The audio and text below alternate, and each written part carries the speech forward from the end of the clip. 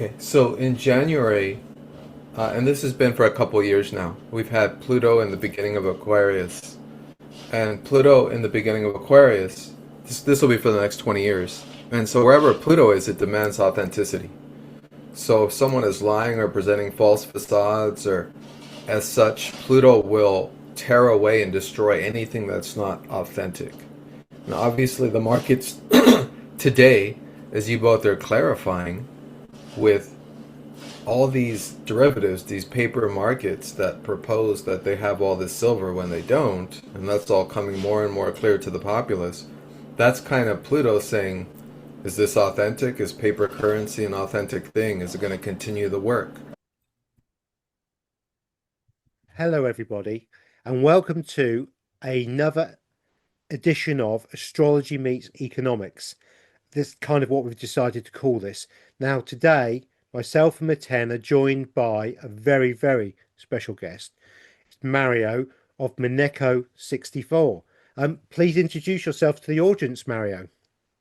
Yes, so my channel is Monaco 64, the home of alternative economics and contrarian views. And I was contacted by Gary. He follows the channel. A lot of people that interview me do that. And I mean, I don't follow astrology closely, but I find that the disciplines that I follow, like fundamental analysis and technical analysis, sometimes they correspond with astrology. So yeah, I was interesting to speak with you guys. Thank you very Yes. much. And Thanks, yeah. Meten, please introduce yourself. I'm a 10 of Plutonic Planes, and I do astrological cycles related to finances as well as mundane geopolitical astrology and astrocartography. And yeah, that's it. Yeah, yeah. And human design. Don't forget the human design. It's very important. Oh, yeah, Um, yeah. Human design as well. And yeah, my channel is Plutonic Planes. Yeah, go ahead. yeah. That's it. Superb. Now, we've got a couple of charts and a few sort of astrology bits and pieces that we're going to go on to. But at the moment, understanding the basics now, and I've done quite a few on my channel where I've talked about real money and how the banks are bailed out at night, and there's certain hidden mechanisms. Now, one of these hidden mechanisms is called the reverse repo. So, Mario, would you be able to express to our channel what the reverse repo does and how banks use it, and if you think it has any influence in real money like silver and gold, please? Yeah, I mean, I'll start with the repo. Basically, it stands for repurchase agreement. And usually the private banks, they fund themselves daily, and they do it through going to other banks and saying, I've got some jewelry. I'm going to use the analogy of a pawnbroker. You take your necklace to the pawnbroker, and he'll give you the cash, and you bring it back the next day, and you pay a little extra more than you borrowed.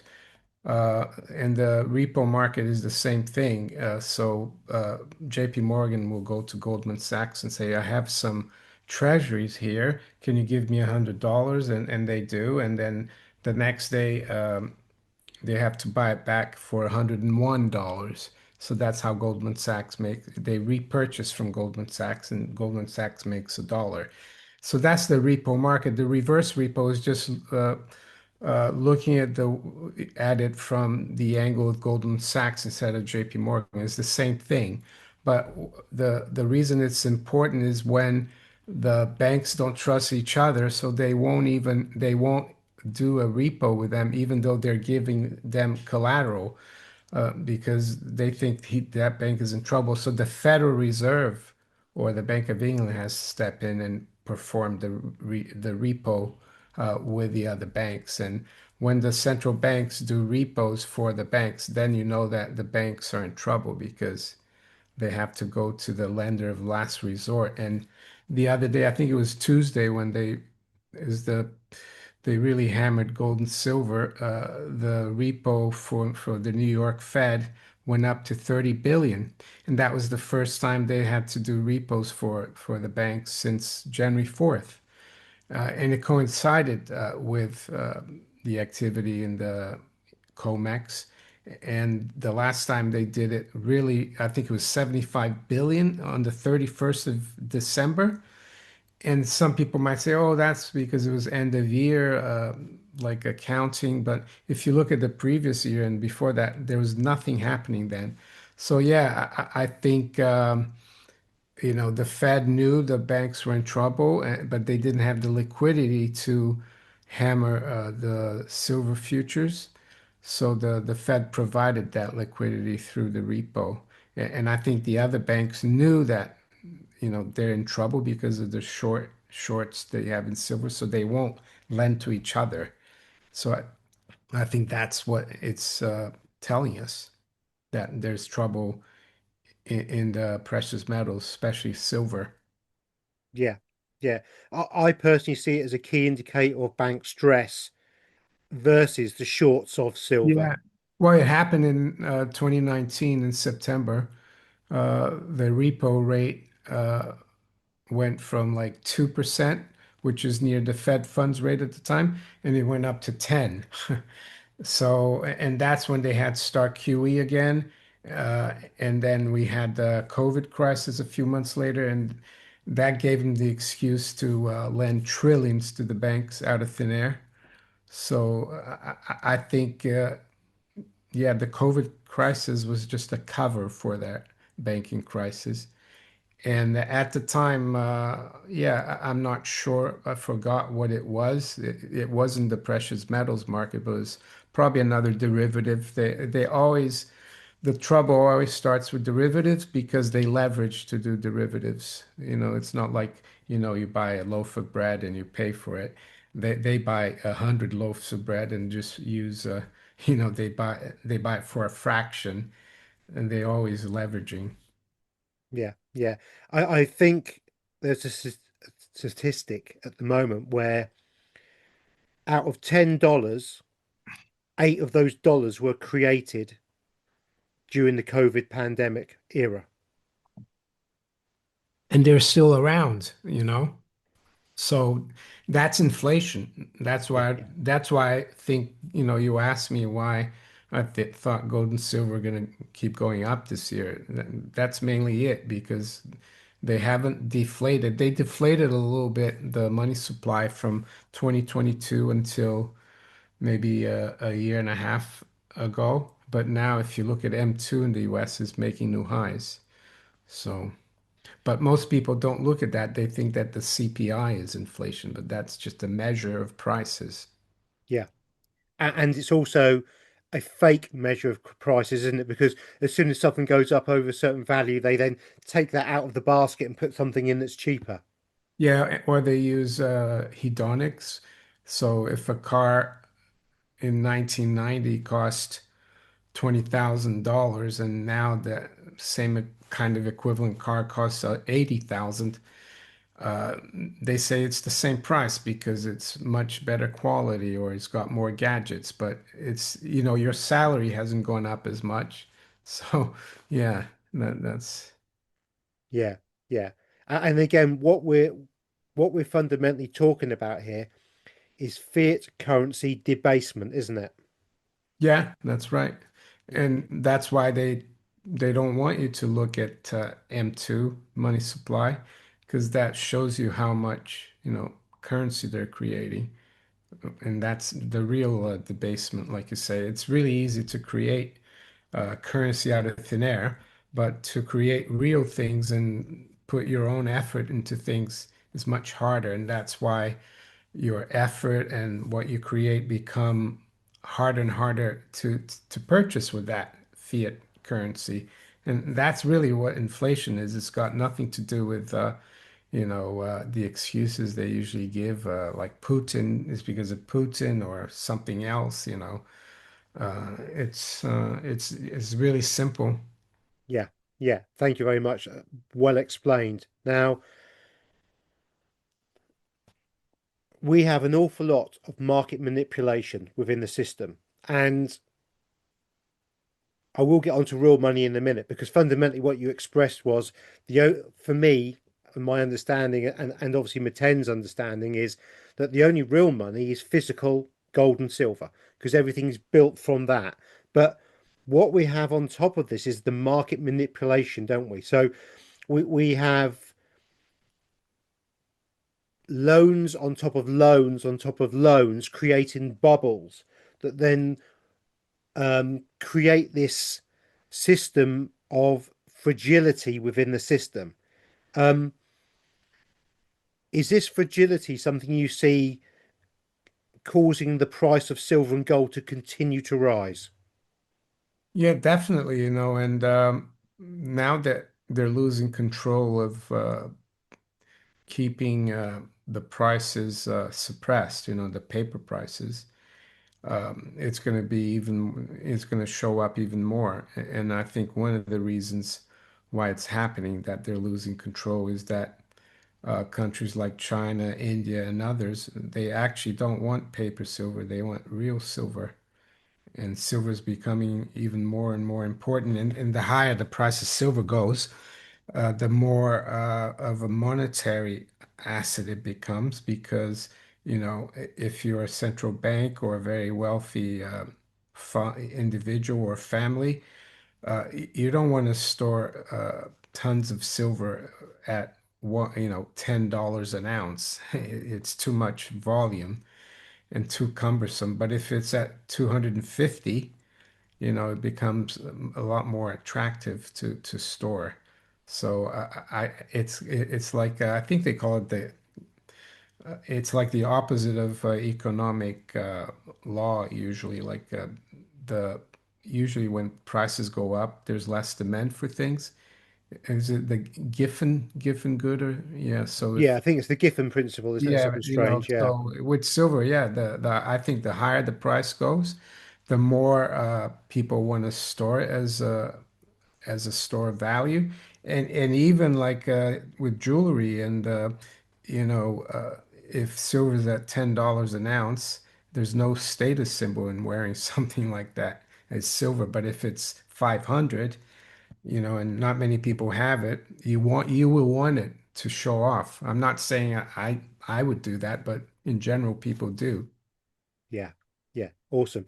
Now, you mentioned China very, very quickly then, and for me, China and the BRICS nations are far more important in this whole scheme than anybody's currently given credit for.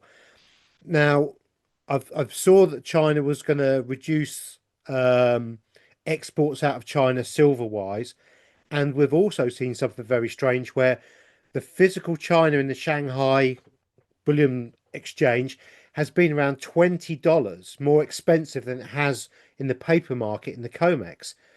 And I'm sure I heard you say the other day that at the end of this month, there's something else that China are going to do. Can you explain what that is? Because I think I missed it last time. Yeah, I think it was a couple of days ago. I mean, I saw someone post on X that they're going to bring in rules on the Shanghai Futures Exchange, whereby only authorized like dealers in silver, people who really need to hedge real physical silver are going to be allowed to participate and go short in the market. So, like they're trying to cut off the speculators.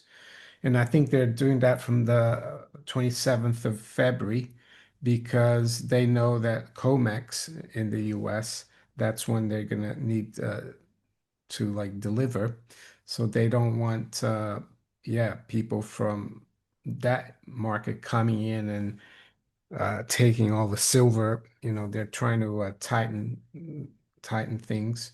Yeah, and the guy who posted that, he said that Shanghai was declaring war on the paper market, which is COMEX. Yeah, yeah. Um, I think there's been something going on in China, or there was something that went on in China in January that was very, very key to all of this. And it was kind of hidden. And Isabella and I did cover this, but we only covered it in the sense of what had actually gone on. But what I think had actually really gone on is the old banking guard had tried to take over China and Xi, because China smelts or refines 80% of all metals around the world, I believe. Is that the correct figure that you're aware of? Is that silver? Yeah, silver, yeah. Yeah, I think it's around 60 or 70. Yeah, they process a lot of the silver, and they put i- export restrictions from the 1st of January. Yeah, they didn't ban the export, but they're going to make it even, harder for Chinese exporter to export. Yeah. Yeah, yeah, So you told me about this internal conflict that they try to bring down the Chinese leadership. I guess it would make sense, even though I didn't know about it. yeah. Because if the old guard had managed to take, and by old guard, I'm talking about the current banking cartel that we have that are controlling our fiat currency currently, because China's moved away to BRICS and clearly has enough silver and particularly gold. I know we haven't mentioned gold, but I saw that recently that Russia had gone over the 40% gold threshold in its vaults, which ties in with the BRICS requirements. If a country is controlling the metals markets the way it does, and China does, it would make sense that if your system is failing, to go after the one thing that's still working. And I think that's what we saw, Mario. You know, Yeah.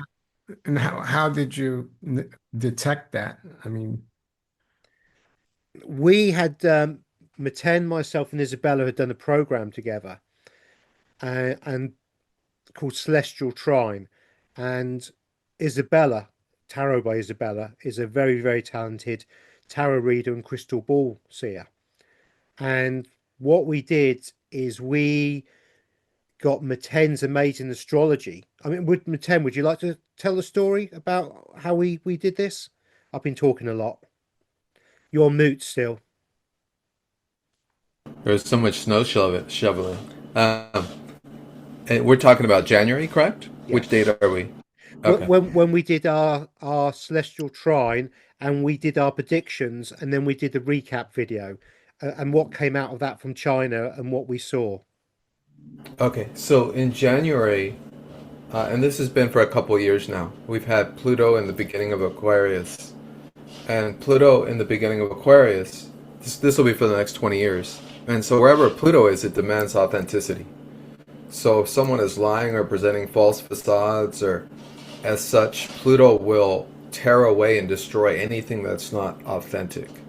Now, obviously, the markets today, as you both are clarifying, with all these derivatives, these paper markets that propose that they have all this silver when they don't, and that's all coming more and more clear to the populace, that's kind of Pluto saying, is this authentic? Is paper currency an authentic thing? Is it going to continue the work?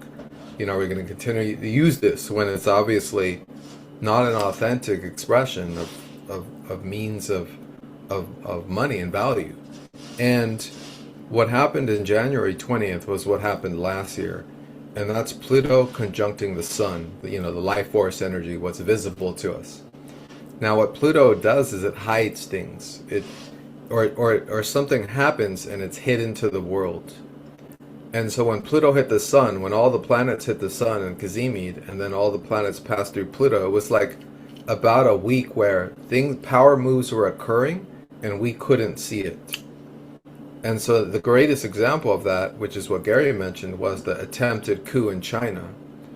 It got very little media coverage, and the whole story is an example of a kind of secret coup attempting to take out the leader, which would be the symbolism of the sun as the leader, and Pluto is like the hidden plot, the nemesis coming in to take over. Now it failed, which is real interesting because it means that there's something that about China that China is being authentic, and as you guys both expressed, China is being authentic in the sense that it's, as you just said, Mario, it's declaring war. Shanghai is declaring war on paper currencies or paper derivatives related to silver, and that's fascinating because what I had said in that particular meet that we had between Gary and Isabella was that hidden things will occur in late January that will not resurface until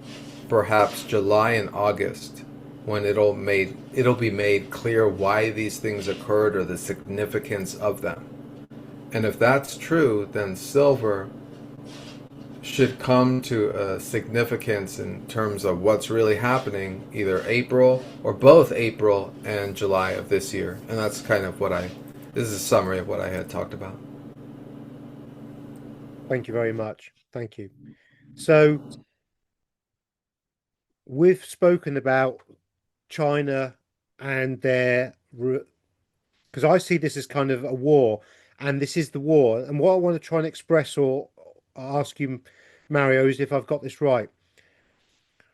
We're seeing a contraction of silver coming from China into the West that the West was using to buoy up its paper market, with open interest exceeding the silver content in the COMEX. Now, I see a pinch point coming, and I think, and we'll get into this in a little while, I think the pinch point could be in April. How do you see this? Because obviously this is very buoyant for the silver price long term, isn't it, Mario? Oh yeah, and I mean in the past you've had it was normal to have open interest be a lot more than the available physical registered silver, but it didn't matter because people didn't want delivery, but now they do. I mean, some people think it could occur next week, but you're talking about April, so what could happen? Or maybe the longs will roll over their contracts and they won't demand delivery. But I think personally, I think there's a good chance we could see some fireworks next week. And we're talking on the 20th of February here on Friday, and silver's almost at $83, the spot price. It's up like over $4 and 5.6%. And I think we could continue to see that kind of action next week. And maybe they'll get away uh, with what's coming, no, for the 27th. But and maybe that's why you're seeing something in April. But it definitely looks like they're having trouble sourcing the physical and also the longs. Unlike in the past, now they want the real silver. Like Meten was saying, I think is it Pluto? They want authenticity. They want real silver, and that's all part of it. Yeah, yeah, yeah. And it's a fascinating combination. Now, Meten and I obviously look at astrology to try and give us hints of when things might happen. And Meten uses the astrology when the planets are in certain, configurations. Can you explain to Mario what you look for when you're doing your charts, Meten, that triggers you into thinking about what could be something that's important regarding financials with the astrology, please? You're still on mute.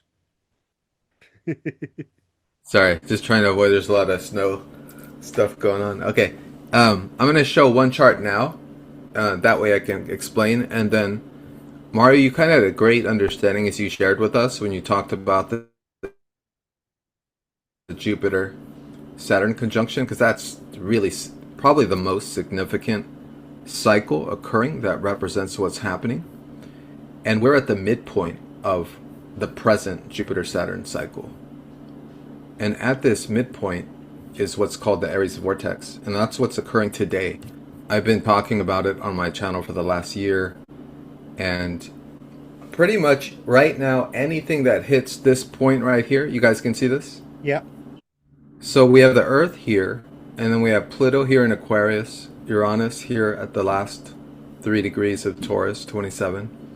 And then we have the Aries vortex, which just means that at the beginning of the zodiac, 0 degrees, Neptune and Saturn today have perfected.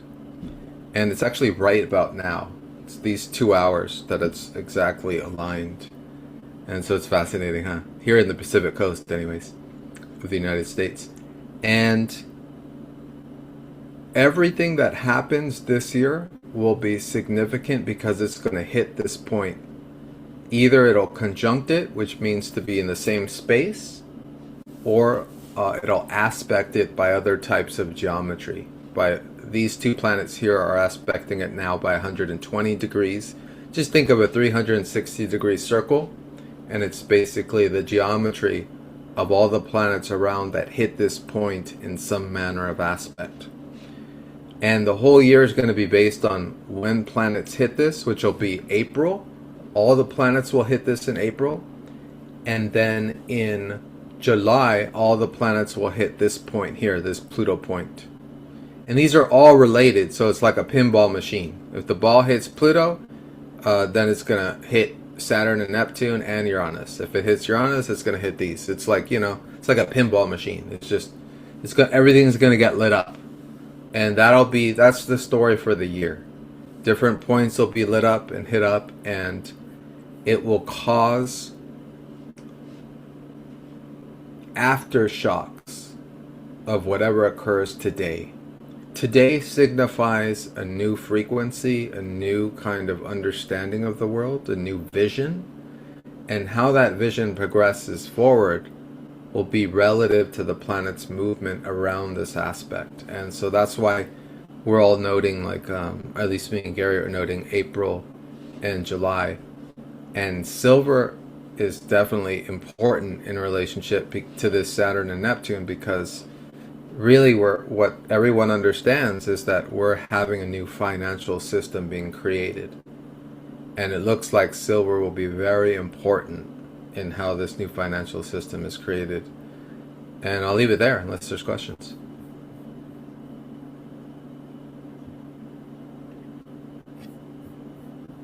Yeah. So what we're seeing is almost, if you think about the Wizard of Oz, Toto the dog, or Rudy in this case, Rudy's come along and Rudy's pulled the curtain back.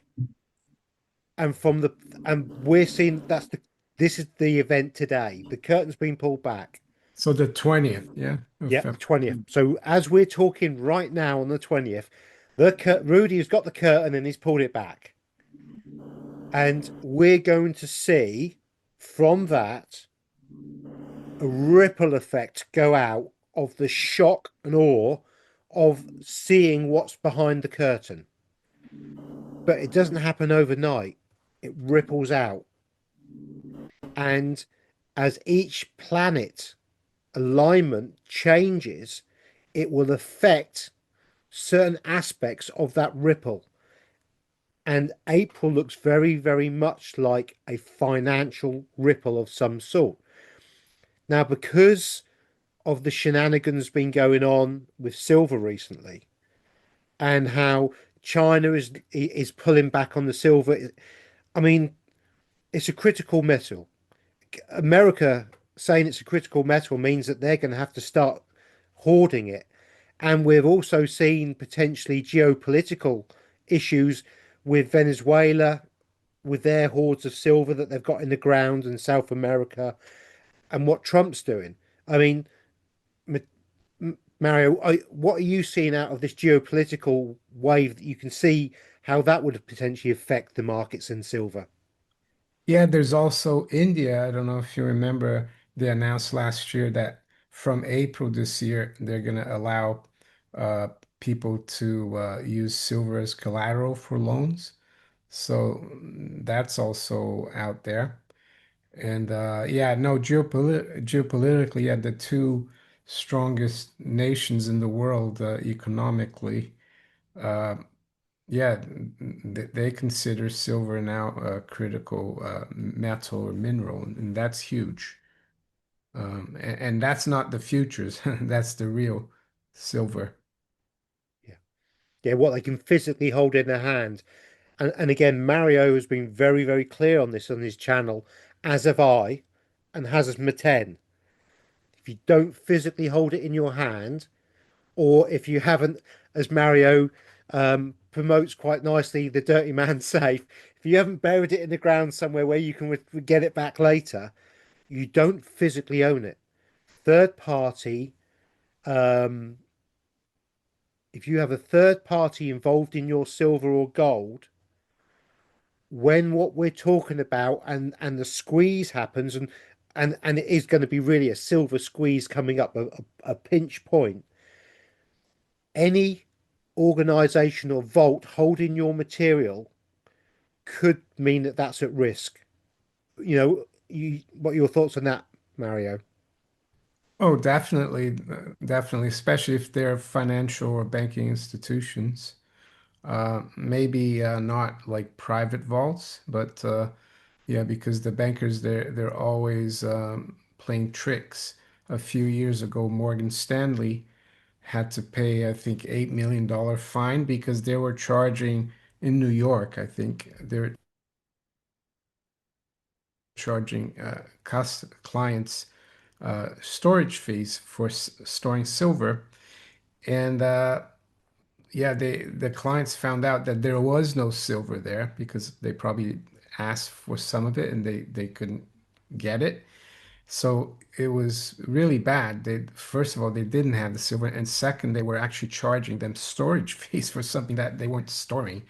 So yeah, I wouldn't trust financial institutions to store my silver. No, no. I'm going to talk about the Fibonacci in a second because I think this links in very much to our silver production or prediction, I should say. But on the banks and how despicable, let's put it as kindly as I can, how despicable they are. We've had the Jeffrey Epstein stuff coming in, and it's very clear that the banks have been fully involved in the shenanigans going on with that. And when we look at some of the fines that have happened, I mean, wasn't it JP Morgan was fined $980 million for market manipulation of silver? For spoofing, yeah. But yeah, I mean, they don't care because if they make it's like the cost of making money for them, isn't it? Even if they do it wrong. I mean, I have a list of all the fines they've paid for the last 25 years from Catherine Austin Fitts, and it's probably a lot more now. It's in the billions. So yeah. Yeah. And those billions, let's be clear, everybody, my suspicion is those billions were created out of fresh air to pay the fines in the first. So they get given a fine of 1 billion, and they'll just on a computer tap in 1 billion and then send it over. And all that does is create more and more debasement of the fiat currency, which ultimately brings down our spending power or purchasing power of the fiat currency that we're forced to use. That's right. Yeah. So something that Mario spoke about some weeks ago, and it's something that obviously everybody who watches me understands. I talk about the Fibonacci quite a bit, and I've done some very interesting shows. My last one being Geometry of Consciousness on the Fibonacci. But it struck me very much that the Fibonacci sequence is very much involved in the fiat currency or in the financial system. Now, Mario, if you can explain that fiat current or sorry, the Fibonacci has been used as a tool for looking to the future or the past on monetary. Yeah, I mean, I remember when I joined well when I came to London from Geneva in Switzerland. Started my career in Geneva in a private bank, small private bank, and then I came to London to work in the markets, and I joined a firm called GNI, which was the biggest English futures and options brokers. And I was in the office and one of my colleagues asked me, "Oh, did you see what happened with that Fibonacci number that we hit in such and such market?" And I hadn't even heard of Fibonacci. And then he explained it to me, and basically Fibonacci, well, he was an individual back in the Middle Ages, I think 13th century Italy, a mathematician. And I think his dad was a merchant, so had a lot of contact with the Middle East, and that's where all the maths, they were much more advanced than maths, and they learned about Fibonacci and about maths. And what Fibonacci developed was like he did some experiments with rabbits, how many, you know, like how many are born in each cycle, and he found that the numbers always matched. So, and he found that the Fibonacci sequence led to like a proportion which is 61.8%. And he called it the golden mean. And if you look at everything in nature, like your hands, like if you take from the base of your hand to where the fingers start, that should be 61.8% of your hand. And even like your body, your torso to your head, and even if you look at architecture, they've been taught through the ages, architects, to use that proportion. And so it's like it's the number of nature actually. It's like a God number even. And there's also 38.2, which is the rest of the 61.8. And it's really amazing because the sequence, you always take the number, I think, yeah, you take the first number and divide it by the second, you kind of always get 61.8. And technical analysts have found that when you look at charts, if you have a big rally in a commodity or stock, if it corrects, so a lot of times it corrects to, let's say, the 38.2 retracement of the move, or 61.8, and they also add 50%. And it's quite interesting how a lot of times it works, those things. And yeah, Fibonacci, very interesting. I went to Florence in 2019 with my wife for my birthday, and we traveled down to Pisa, and there's a statue of Fibonacci there. So I was the only one standing there taking a photo because no one knew who the guy was, but I did. Yeah, superb, superb. So Fibonacci, without doubt, is used by the controllers of our monetary system because they understand what's going on. So let me just go Yeah, to, I mean, I did economics at university and stuff, but they'll never teach you that there. I learned it, at work, from people, and not everyone at work looked at it. They thought it was like kind of voodoo, Fibonacci, what are you talking about? But nowadays, more and more people do. yeah, yeah. There's another system they use that kind of comes off it as well. I can't remember what that's called now. I'm sure you said what it was. Oh yeah, The the Lucas number. That's it. Yeah, Yeah. the Lucas numbers. So as Mario quite rightly said, and I've explained previously, for the Fibonacci to grow, it has to feed upon itself. So, for example, to get to five, it'd have to feed on three and two to create the five. And to get to eight, it would have to feed on the five and the three to get to eight. Now, what's very interesting about the Fibonacci sequence is from the first set to the seventh set, the Fibonacci has enough energy to grow and self replicate before it needs to use external sources of power, if we can use that. And below here is the sequences. It goes to 55 here for our monetary system, and what I'm going to show. 89 is quite a key point, and 11, which links into all sorts of esoteric stuff. So when we look at the crystal spiral, which is it doubles upon itself. I'm not going to go too much in it today because we're talking about the Fibonacci and the monetary system, and this is what the Fibonacci sequence looks like, and it's it's fundamentally called the Daisy of Death or Doom of Bloom because of certain reasons, as in it has to feed upon itself. Now, when we overlay the crystalline spiral, which is actually nature and creational energy, and the Fibonacci, we have axis 7, where we have the crossover point before it splits. And when we get this crossover point and it splits, for the Fibonacci to grow, it must be fed. Now, in monetary terms, I believe this is where we get debt creation. So, for the monetary system to grow, they will print X amount of dollars or create X amount of dollars in the banks to then allow the bubble to grow on top of the next bubble and the next bubble. And I think we see this in the stock market. Now, the numbers are so big that it just blows my mind. And I couldn't even think about doing it. I only use a calculator in my head, and I'm very basic in what I'm doing. But as we can see, day one cycle of the Fibonacci, which is circles upon circles, when we get to day 7, we create the first Fibonacci shape.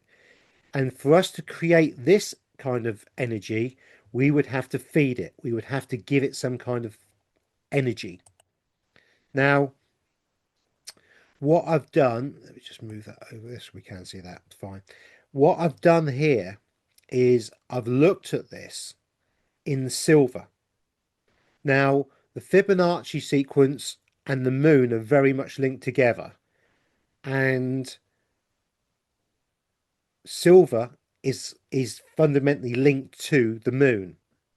Now, we've had two major crashes in silver in recent history. One was in 1980 via the Hunt brothers, who I think brought around 30 something percent of the silver available, which would be the Fibonacci golden ratio almost of the 61/30, So it's very interesting that Mario brought that up. But on the 18th of January 1980, the silver high was 21.65, which is the spot price of silver in pounds sterling. Now, 21 is the 8th cycle of the Fibonacci. And for us to get to 21 in the Fibonacci sequence, it has to be fed to continue that growth. What we witnessed in 1980 was not the case. The establishment did not support the Hunt brothers in what they were doing, and so they did not feed the system and allow it to continue to grow. So as soon as we broke the 21 pound barrier, it allowed the system to crash and it dropped. What we just witnessed very recently on the 29th of January was silver hit a high, and then the system brought it back down. And as Mario will quite rightly say, that this was a controlled, in my opinion, and I'm sure, Mario, I don't want to put words in your mouth, but this was a controlled demolition of the silver price to help the banks get out of the short position. Would you agree with that, Mario? Yeah, I would. So we had a controlled demolition of the system when we were about to go over the 89, and in this case it was 88.15 it made.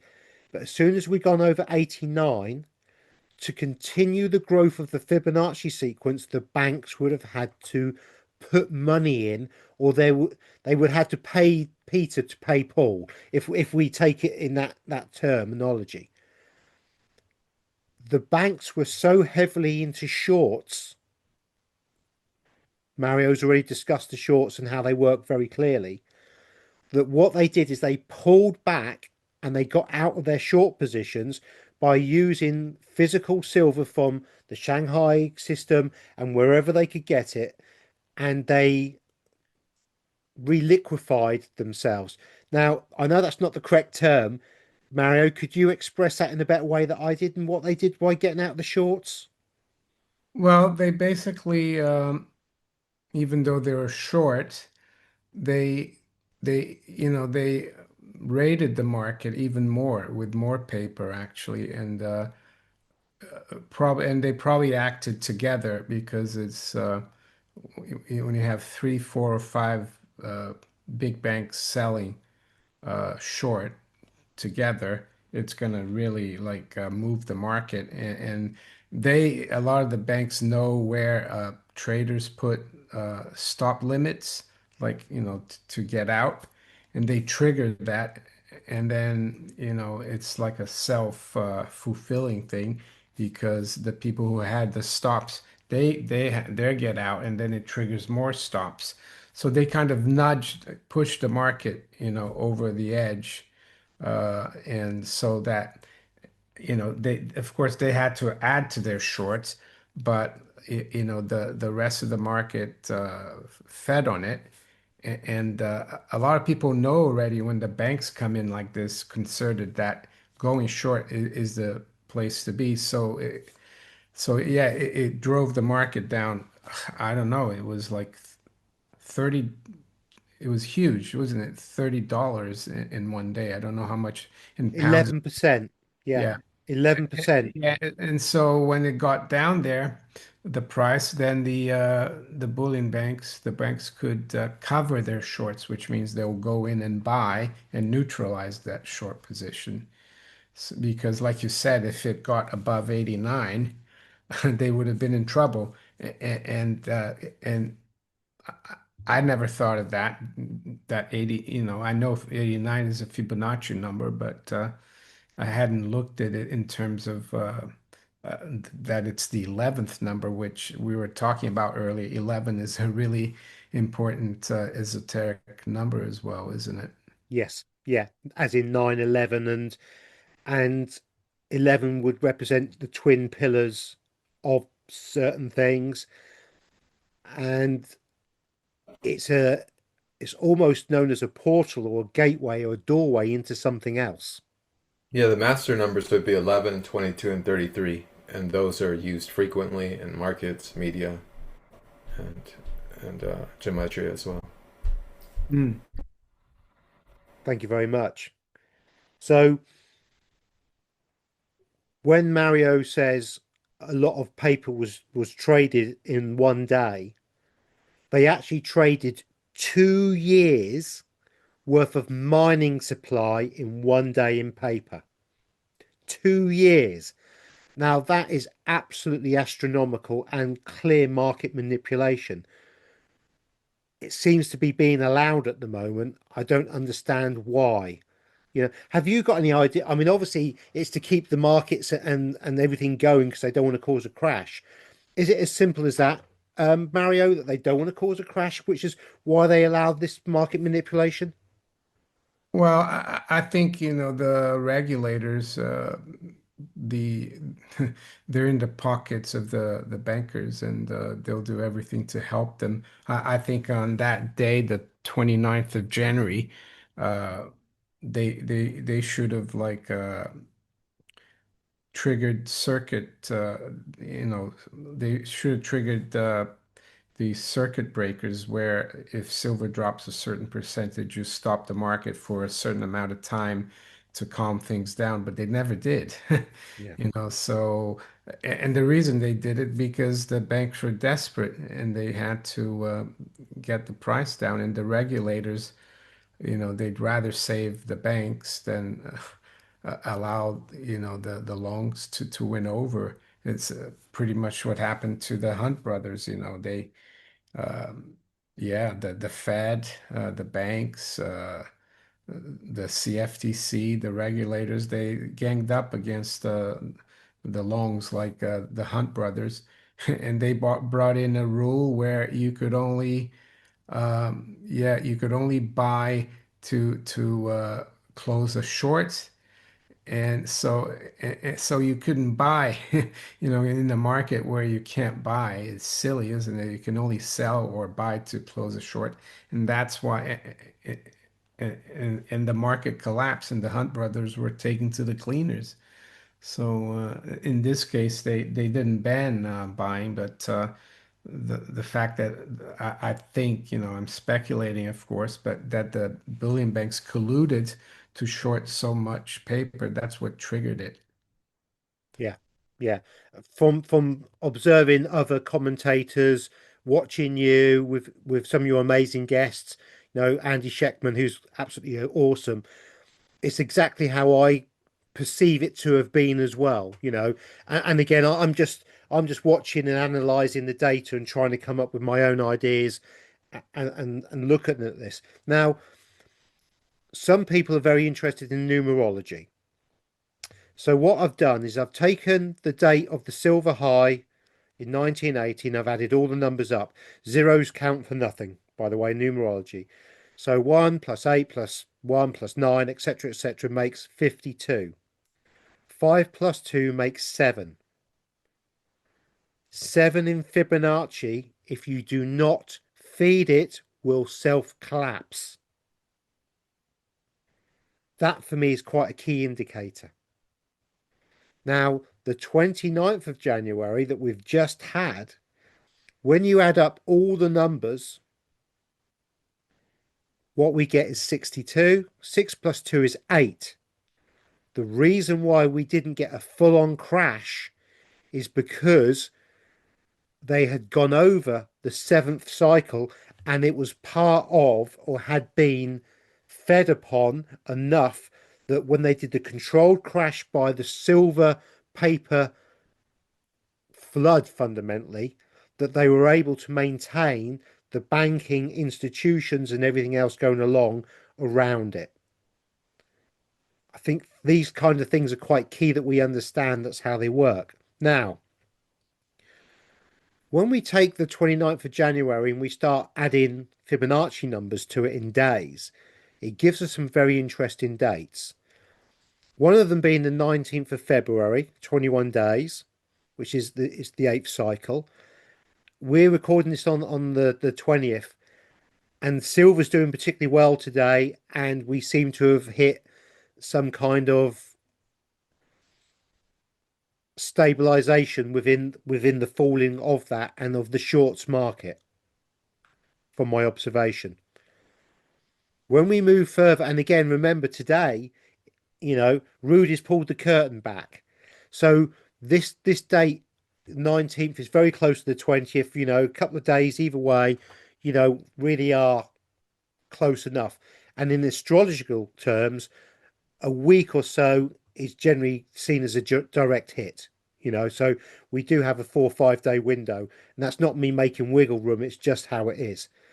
So it's very interesting that the 19th comes out, and today, the 20th, is such a big day with the Aries vortex. Now, the next one is 34 days, which brings us to the 4th of March. I'm going to ask Meten about this because the 3rd of March is a key date that we see something important happening from memory. And I don't know which planetary alignment it is or whatever. So, Meten, if you could let me know what's happening on the 3rd of March astrologically. Yeah, so this year we have on March 3rd a total lunar eclipse. Now this will be the last total lunar eclipse until New Year's 2029. So it's very significant because it's the ending of a lunar cycle, of a lunar eclipse cycle. And the significance of a total eclipse is cosmic. On a soul level, it opens up a vortex. And so sometimes people will pass, and a lot of people will come in, souls will pass on to another realm. And also, and in that sense, a vortex is kind of opened up and allows for this kind of cosmic magnetic shift of humanity. And even though this week we just had an eclipse, it was a partial eclipse. It wasn't a total. So this total eclipse on March 3rd will be in Virgo at 12 degrees. So if you're a Virgo, if you know Virgos, it will affect, Virgos. And it's a full moon lunar eclipse, so it's a completion. It's an ending of something. It's a power outage. And in this power outage, because it's in Virgo, we're kind of just getting rid of things that are no longer necessary. In context of our discussion, what is no longer necessary is these paper derivative markets, obviously, because they're false. They're trying to create a veneer, a facade that's not real, not authentic. And this cleanup doesn't necessarily happen on that day. On that day, the eclipse occurs, and symbolically, an eclipse is a couple minutes or moments where the life force is blocked and we don't have access to it. And so deeds are done that are hidden. So the result of an eclipse, similar to like the Pluto Sun in January 20th to the 28th, similarly, the result we won't see the full effects of it until sometimes 3 to 6 to 9 months later, and sometimes almost out 3 years. But because, again, this is a total lunar eclipse, full moon in Virgo, 12 degrees, it's like the universe coming in to clean up and get rid of stuff. And it'll be the beginning of that. And it'll go through the rest of the year, however long the effects of this eclipse occurs. But there are specific aftershocks that occur. In this case, those aftershocks after March 3rd will be June 3rd and again on December 3rd. And these are aftershock periods to watch for significant kind of outpourings of whatever really is occurring at this time. And this will be happening during the Mercury retrograde, which will come direct and clear up, because it's going to be a huge mess. It's going to be a Mercury retrograde in Pisces. We're all not going to be able to be thinking clearly, seeing clearly, having a clear sense of what's happening. But then that'll come direct on March 20th, which is the spring equinox. And that'll be a powerful new vision of clarity as all the planets go through Aries and re-hit the Aries vortex, which is what's happening today.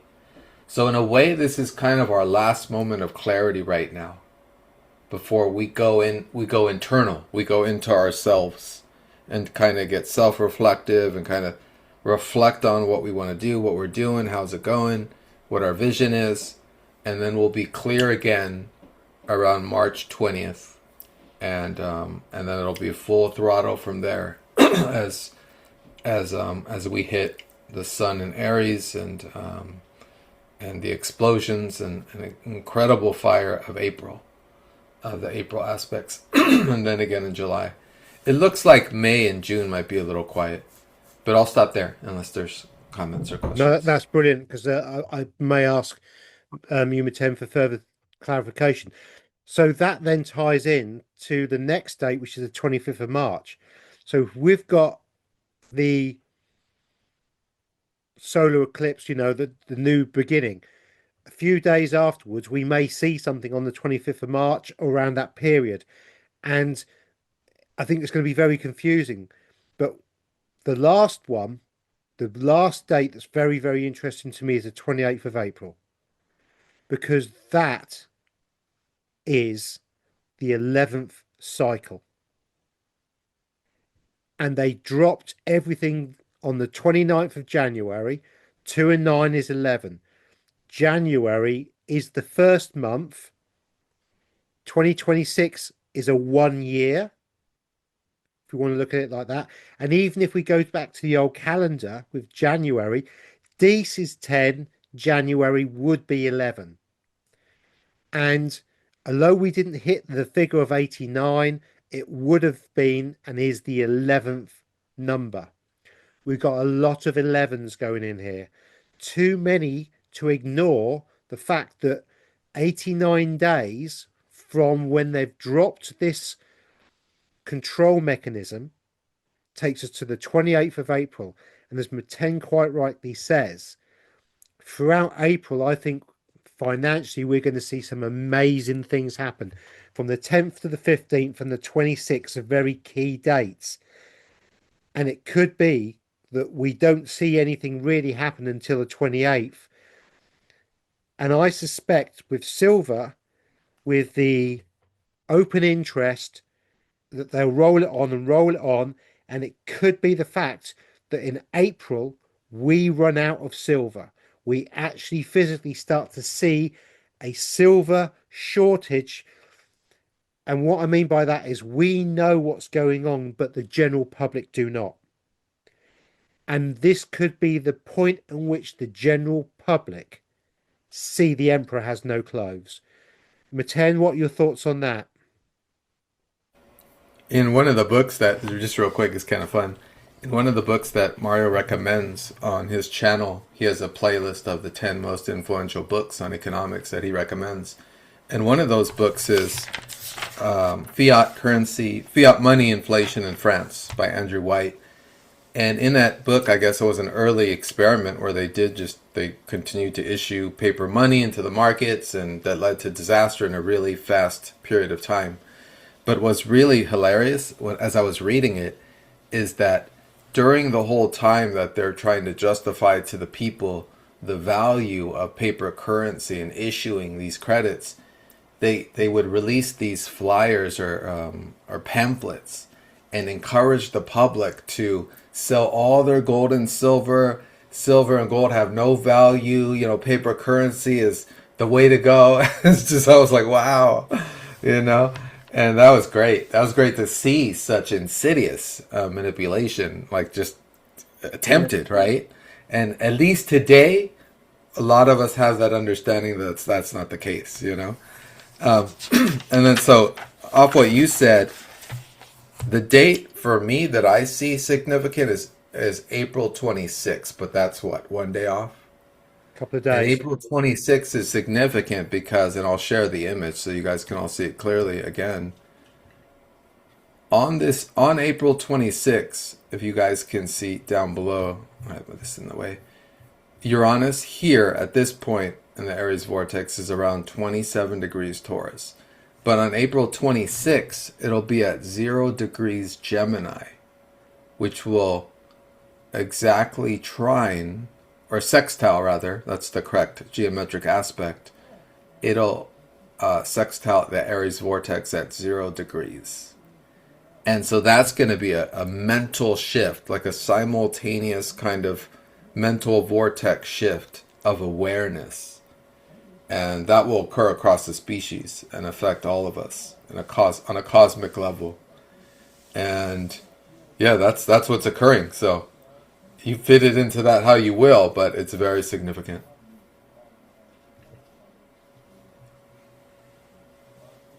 You've seen the what we said, Mario. What are your thoughts on that? I mean, we're obviously amateurs compared to you. You've got all the experience in the world, and you speak to a lot more people.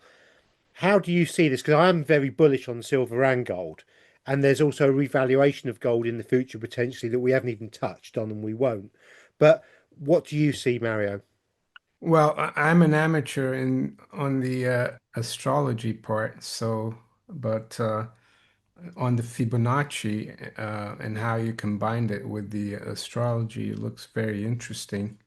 And I mean, the main reason why I said earlier, I guess, that I'm bullish gold and silver is because of all the debt that keeps accumulating, and the more debt we have, the more debt you need to create to keep the system going, just like they did in France in the 1790s. And then there comes a point where it really accelerates, and I think that's where we are right now. We're really accelerating. And the other thing about silver is that they were able to keep it suppressed for 45 years, and they had that like top limit of 50, and that's gone now. And people might think, well, then it might take a lot more years now to go up. But once you break that, it's like water, a dam breaks and the water flows through. So that's the reason technically I'm bullish silver, and then there are the fundamental reasons, like China and the US making it critical minerals, and uh, silver becoming more of a monetary asset, and also silver being really important as well for the new technologies. And also the military, silver is used a lot, and we know that the world's getting more and more. Um, yeah, they're not. There's a lot of division and a lot of conflict going on, and it's not going to stop, unfortunately. So so the fact that you guys see the same kind of thing, but through another lens, like through the astrology lens, is very interesting. Thank you very much. Thank you very much.